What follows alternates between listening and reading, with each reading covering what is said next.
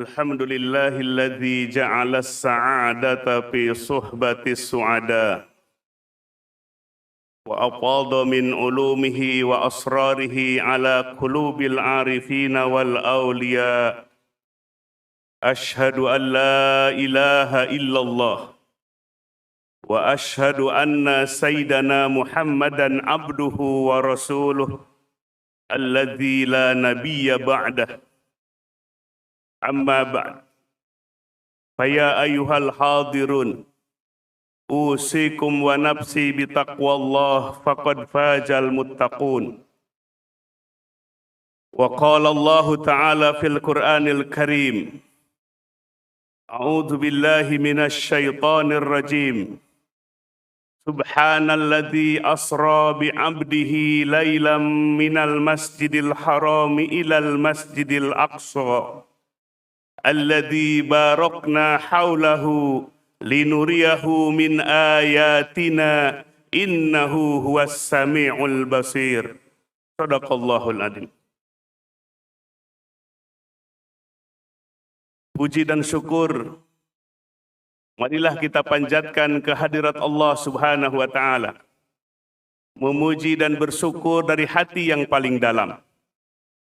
Hati yang zauq, hati yang benar-benar merasakan dan sadar bahwa Allah lah yang menggenggam diri kita. Nabi sering bersumpah, walladzi nafsi biyadih, demi zat yang senantiasa menggenggam diriku. Allah pula yang mengatur seluruh urusan makhluk-makhluknya di langit dan di bumi. Sehingga tidak akan terjadi satu peristiwa di jagat raya ini tanpa seizin dari Allah Subhanahu wa taala. Dan alhamdulillah di siang hari Jumat Mubarakah ini Allah telah gerakan kolbu kita. Lalu Allah mudahkan langkah-langkah kita menuju panggilannya duduk di tempat ini. Mudah-mudahan segala keutamaan yang ada di majelis ini diberikan kepada kita sekalian. Amin ya rabbal alamin. Ma'asyiral muslimin rahimakumullah. Di bulan Rajab 14 abad yang lalu Rasulullah sallallahu alaihi wasallam di Isra dan di Mi'rajkan dari Masjidil Haram ke Masjidil Aqsa. Mi'raj dari langit 1 sampai langit ke-7 sampai puncaknya Sidratul Muntaha. Inilah perjalanan spektakuler, mukjizat terbesar kedua setelah Al-Quranul Karim. Allah Subhanahu wa taala secara eksplisit tujuan dari Isra dan Mi'raj disebutkan dalam Al-Quran. Linuriyahu min ayatina. Allah ingin memperlihatkan kepada hambanya Muhammad sallallahu alaihi wasallam dari sebagian ayat-ayat kami. Demikian pula ketika Mi'raj dalam surah An-Najm, laqad ra'a min ayati rabbihil kubra. Sungguh Nabi telah melihat sebagian ayat-ayat Allah yang besar, yang maha agung. Isra maupun Mi'raj, tujuan Allah Subhanahu wa taala memperjalankan kepada hambanya melihat secara langsung sebagian dari ayat-ayat Allah. Bahkan ketika Mi'raj yang dilihat adalah ayat-ayat Allah yang besar, yang maha agung. Rasulullah sallallahu alaihi wasallam sampai di puncaknya Sidratul Muntaha, tempat tertinggi. Rasulullah sallallahu alaihi wasallam melihat surga, ma'wa, tempat tinggal bagi orang-orang yang beriman, bagi orang-orang yang bertakwa ketika di dunia. Melihat ayat-ayat Allah yang besar, sehingga tumbuh dalam kalbunya musyahadatur rububiyah, menyaksi akan sifat-sifat Allah yang maha agung, yang maha sempurna, yang maha segala-galanya. Ketika kalbu kita menangkap ayat-ayat Allah, lalu kalbunya menyaksi Musyahadatur rububiyah, menyaksikan sifat-sifat Allah, sifat-sifat ketuhanan, sang pencipta, sang pemelihara, sang pengatur seluruh alam semesta. Maka kolbu seperti itu disebut dalam kajian ilmu tasawuf ma'rifat, mengenal Allah Subhanahu wa ta'ala.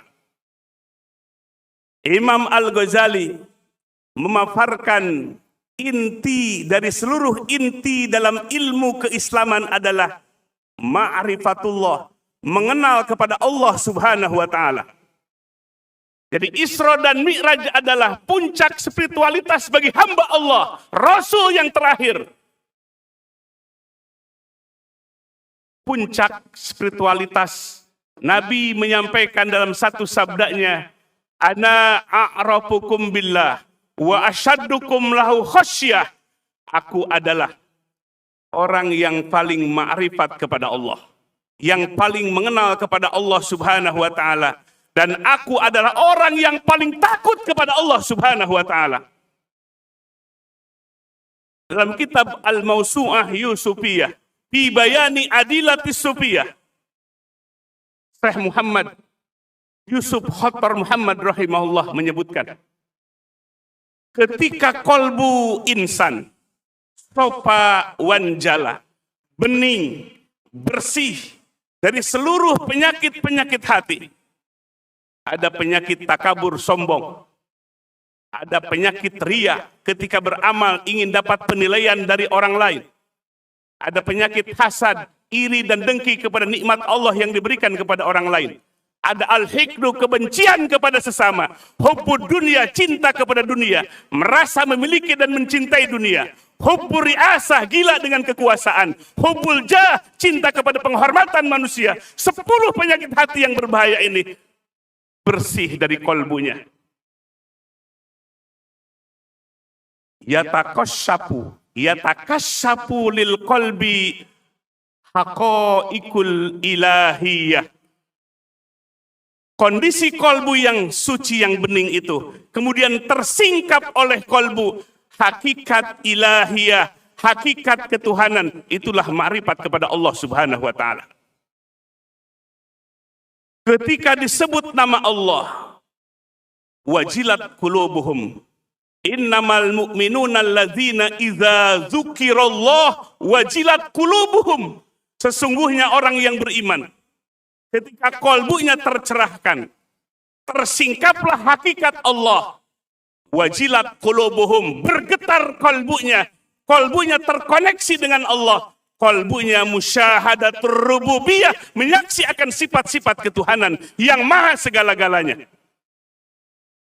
Itulah yang disebut dengan mengenal Allah, mengenal hakikat ilahiyah, hakikat ketuhanan. Banyak orang awam mengenal Allah hanya tulisannya Allah. Banyak orang awam mengenal Allah hanya pelafalannya Allah. Tapi tidak tersingkap al-haqaiq al-ilahiyah, hakikat ketuhanan. Hakikat ketuhanan hanya tersingkap oleh kolbu yang bening, kolbu yang bersih, min amrad al-qalbiyah, dari seluruh penyakit-penyakit hati. Tersingkaplah oleh kolbu hakikat Allah, keagungan Allah, kekuasaan Allah. Syekh Ibnu Athaillah As-Sakandari dalam hikamnya, man arafal haqqa syahidahu fi kulli syai'. Barang siapa yang ma'rifat kepada Allah, maka akan menyaksi Allah dalam setiap sesuatu. Matanya melihat gunung yang menjulang tinggi, kolbunya akan musyahadah menyaksi Allah lah sang penciptanya, Allah lah sang pemeliharanya. Ketika melihat langit tanpa atap, hatinya akan musyahadah. Allah lah sang penciptanya, Allah lah sang pemeliharanya. Melihat segala sesuatu, kolbunya akan menyaksi Allah lah sang penciptanya, Allah lah sang pemeliharanya, Allah lah sang pemiliknya. Inilah gambaran dari orang yang ma'rifat kepada Allah Subhanahu wa ta'ala. Maka lewat Isra dan Mi'raj, Rasulullah Shallallahu Alaihi Wasallam disempurnakan oleh Allah kekuatan spiritualitasnya, sehingga makom ma'rifatnya makom tertinggi dibandingkan dengan seluruh hamba-hambanya. Lalu Rasulullah Shallallahu Alaihi Wasallam pada tempat yang tertinggi Sidratul Muntaha, beliau munajat kepada Allah Subhanahu Wa Taala, dan Allah pun memberi oleh-oleh. Allah pun memberi hadiah, kado terindah bagi umatnya. As-salah al-mafruḍah, salat yang dipardukan 5 waktu. Mindset kita, salat yang 5 waktu, tidak seperti Allah mewajibkan dengan ibadah-ibadah yang lainnya. Lewat Jibril alaihissalam turun ke bumi, diwahyukan kepada Nabi kita. Tapi sholat yang 5 waktu, betapa indah dan mulianya. Nabi yang di Isra dan di Mi'rajkan sampai ke tempat tertinggi Sidratul Muntaha. Disitulah Allah mempardukan sholat 5 waktu kepada umatnya. Maka mindset kita, ibadah sholat kita yang 5 waktu, bukan untuk menambah kemuliaan Allah. Walaupun semua manusia tunduk kepada Allah, tidak akan menambah sedikit kemuliaan Allah, karena kemuliaan Allah telah sempurna. Semua manusia mengingkari Allah, tidak akan sedikit pun mengurangi kemuliaan Allah, karena kemuliaan Allah telah sempurna. Lalu untuk apa sholat? Sholat kembali untuk diri kita, kebutuhan ruhani kita, kebutuhan spiritualitas kita. As-shalah silah bainal abdi wa rabbi. Sholat adalah media yang menghubungkan kalbu kita dengan Allah Subhanahu Wa Taala. Betapa untungnya menjadi umat Rasulullah Sallallahu Alaihi Wasallam. Setiap hari 5 kali dipanggil oleh Allah, bermunajat kepada Allah. Sholat dengan hati yang khusyuk. Sholat dengan hati yang merasakan hudurul qalbi ma Allah, hadir hati bersama Allah. Betapa indahnya umat akhir zaman ini, 5 kali kita bermunajat dengan Allah Subhanahu Wa Taala melalui sholat fardu yang 5 waktu. Jangan merasa beban dan berat. Sholat 5 waktu kado terindah dari Allah Subhanahu Wa Taala bagi umatnya. Kita menghadap kepada Allah dengan sholat yang 5 waktu. Maka setelah Isra dan Mi'raj, 2 tahun berikutnya Rasulullah Shallallahu Alaihi Wasallam hijrah dari kota Mekah menuju kota Madinah. Terbangunlah kota Madinah. Kekuatan spiritualitas Rasulullah Shallallahu Alaihi Wasallam dalam puncaknya, semangat jihad, merubah tatanan kehidupan beserta pengikutnya orang yang beriman dengan bekal salat 5 waktu, kekuatan spiritualitas yang tinggi hadir di tengah-tengah masyarakat kota Madinah. Yukhrijuhum minaz zulumati ilan nur.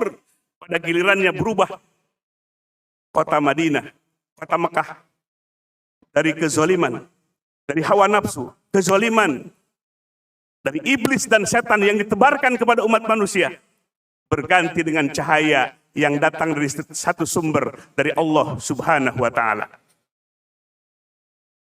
Ma'asyiral muslimin rahimakumullah. Merubah tatanan kehidupan tidaklah mudah. Membutuhkan kekuatan spiritualitas. Al-harokah al-batiniyah tuntiju al-harokah al-zahiriyah. Semua pergerakan adalah dari kolbu terlebih dahulu.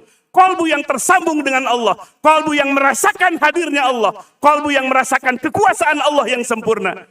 Hadir dalam kolbu kita. Kemudian membangkitkan seluruh panca indera kita. Maka hadirlah tatanan yang disebut dengan al-hadarah al-islamiyah. Yang disebut dengan tatanan hadirnya peradaban Islam. Peradaban Islam yang menghubungkan manusia dengan sang kholiknya Allah Subhanahu Wa Taala. Al-hadarah al-islamiyah. Peradaban Islam yang memperhatikan aspek kolbu dan akalnya. Al-hadarah al-islamiyah. Peradaban Islam yang memperhatikan kebutuhan jasmani dan rohaninya, kebutuhan dunia dan akhiratnya secara berimbang. Hadarah al-islamiyah hadir di tengah-tengah kehidupan kota Madinah. Inilah buah dari Isra dan Mi'raj. Buah dari sholat 5 waktu. Para sahabat berani berjuang walaupun meneteskan darah yang terakhir demi tegaknya kemuliaan.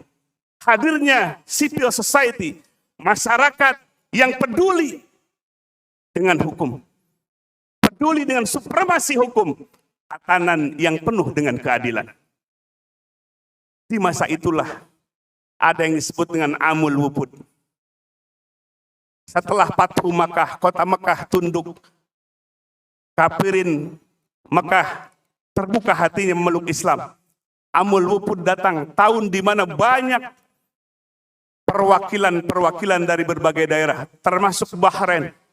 Wilayahnya Majusi, tapi mereka menyerahkan wilayahnya kepada Rasulullah Sallallahu Alaihi Wasallam, walaupun mereka belum masuk Islam. Karena indah melihat ajaran Islam.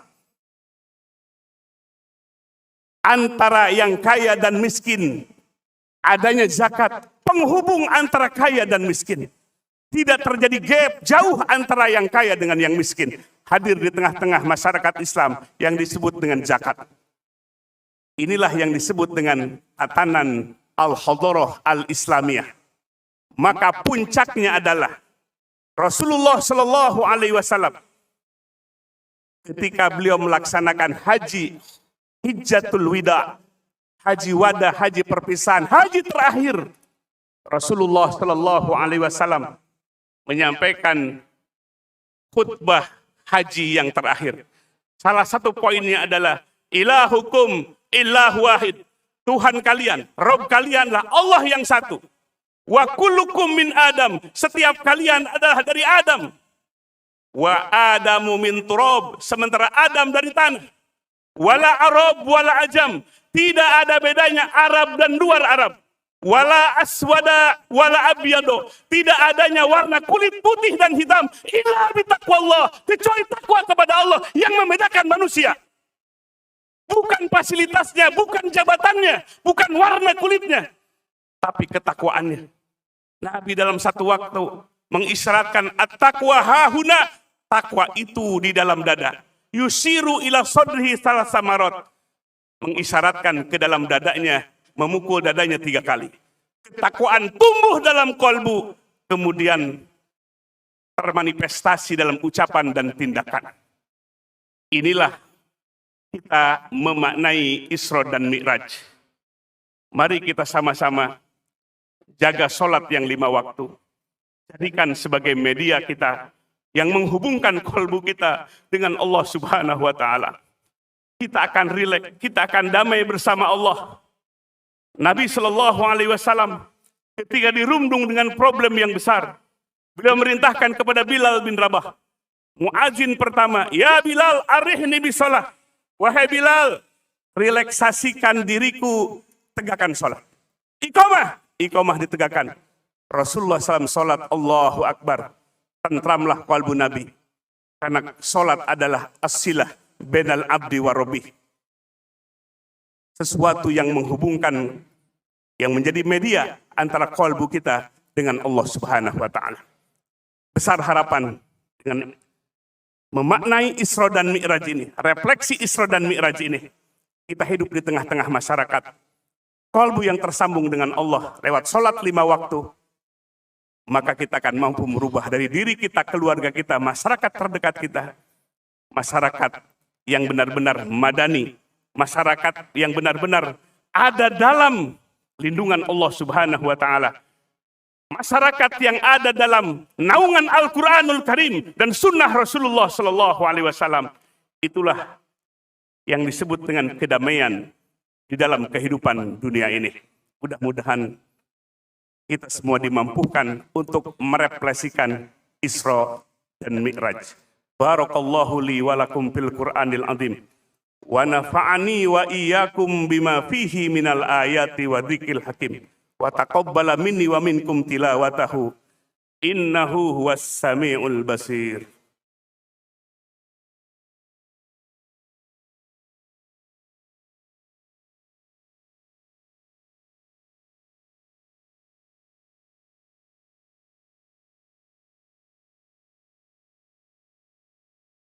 Alhamdulillahi wahdah. wassalatu wassalamu ala man la nabiyya ba'dah wa ala alihi wa sahbihi wa mawalah. Amma ba'd. Ya ayyuhal hadirun, ittaqullah haqqa tuqatih wa la tamutunna illa wa antum muslimun. Wa qala Allah Ta'ala fil Qur'anil Karim, a'udzu billahi minasy syaithanir rajim. Innallaha wa malaikatahu yusholluna 'alan nabi. Ya ayyuhalladzina amanu sallu 'alaihi wa sallimu taslima. Allahumma salli ala Sayyidina Muhammad wa ala ali Sayyidina Muhammad. Kama sallaita ala Sayyidina Ibrahim wa ala ali Sayyidina Ibrahim. Wa barik ala Sayyidina Muhammad wa ala ali Sayyidina Muhammad. Kama barakta ala Sayyidina Ibrahim wa ala ali Sayyidina Ibrahim fil alamina innaka Hamidum Majid. Amin ya Allah ya Rabbal Alamin. Allahumma ighfir lil muslimina wal muslimat wal mu'minina wal mu'minat al ahya'i minhum wal amwat wa ya qadiyal hajat. Rabbana la tu'akhidna in nasina aw akhtana. Rabbana wa la tahmil alaina isran kama hamaltahu 'alal ladzina min qablina. Rabbana wa la tuhammilna ma la taqata lana bih. Wa'fu 'anna waghfir lana warhamna anta maulana fansurna 'alal qaumil kafirin.